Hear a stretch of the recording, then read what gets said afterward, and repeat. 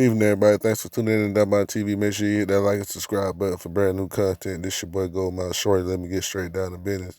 Today we finna talk about Scarface.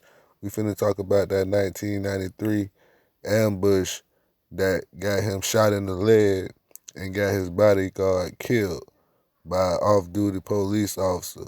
So a lot of y'all never heard about this story. Y'all need to get your popcorns because we talking about Scarface, man, one of the greatest. And this one of them old tales, man. So let me jump right into it. In 1992, Scarface was coming off, a joint album with the Ghetto Boys, and it did good. So everybody in the Ghetto Boys started doing their own solo projects. And then Big Mike came in the group, and then they dropped the project. So, everything was looking good. So, Scarface was trying to get his pocket straight because, he had platinum success and his album went gold and everything they was putting out, it was like, getting on the charts. So, he was like, man, I got to get my pockets right. So 1993, they went on the road. And, they started off doing spot dates in neighboring cities. You know what I mean? And then, the word got around that Scarface was doing tours, and then he started doing shows out of state. You know what I mean? Like Arkansas, Chicago, Detroit, Oklahoma. They was booking him. So, he was doing shows for like 10 grand. And this was 1993. And all he would do was load his van up with 7 of his homeboys, making it 8 of them in all, including himself, and they would go on the road. And, they'll take their guns with them. And, he had his homeboy, was his bodyguard. His name was Rudolph Sanders. He was only 23. He got killed by an off-duty police officer because, they had a show off in Shreveport, Louisiana. And it wasn't nothing major, you know what I mean? It wasn't nothing special about the event, you know what I mean? Because Scarface done would load up the van about 10 hours before the show day, and then they'll just ride out to the state. And, after they get their bread for doing the show, they'll hang out, get something to eat, get a couple girls, and then they'll drive back to Houston every morning. So, wasn't nothing special. They went up to Shreveport, rocked the show out. So at the end of the night, they went to the Waffle House. And, they was all sitting there eating. And some guys approached them. And they was like, who is Scarface? Scarface was sitting there eating. And Scarface was looking at him like, man, I'm Scarface. So his homeboys started like interrupting the dudes like, what y'all want, man? You know what I mean? So they was like, man, I just want to meet Scarface and this and that.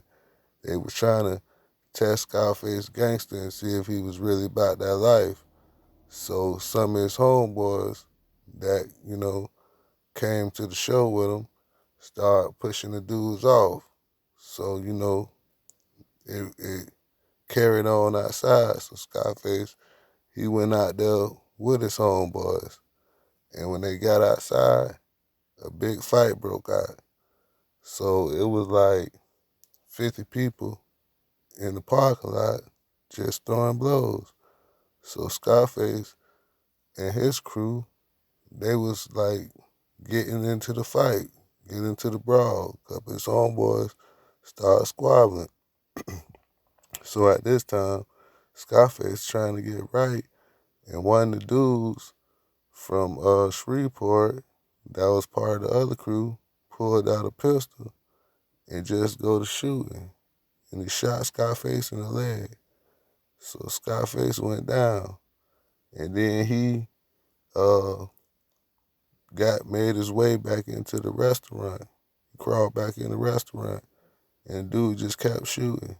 So one of his dudes, which was Rudolph Sanders, he was inside the restaurant because he ain't never come out because it happened so fast that when he got a pistol from one of his other homeboys that came with Scarface them that wasn't using the pistol, he grabbed the pistol, cocked it back, and ran out the door and started shooting, taking cover for Scarface.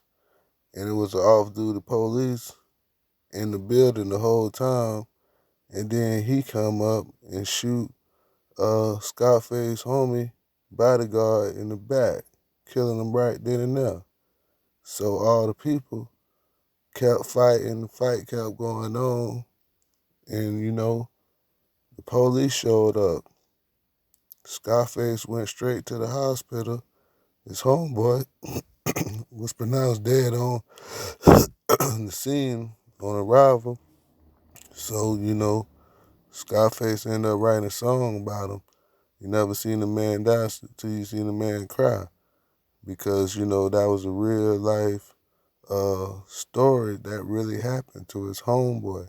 Because his homeboy really didn't much want to go because Scarface wasn't paying him that much.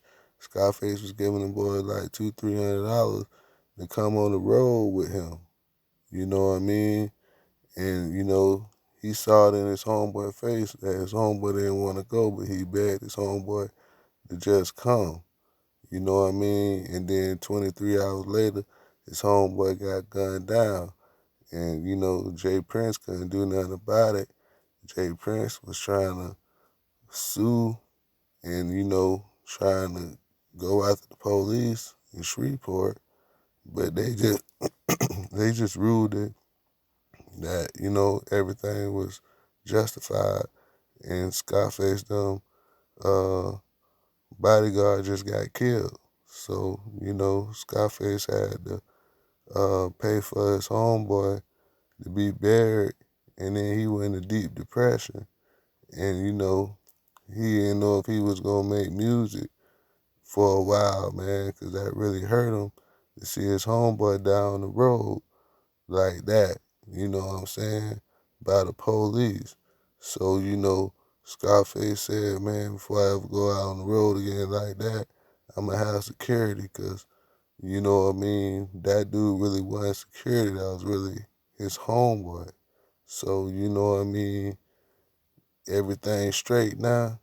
He out his depression, but y'all let me know what y'all think about this 93 incident that happened with Scarface. Peace, I'm out.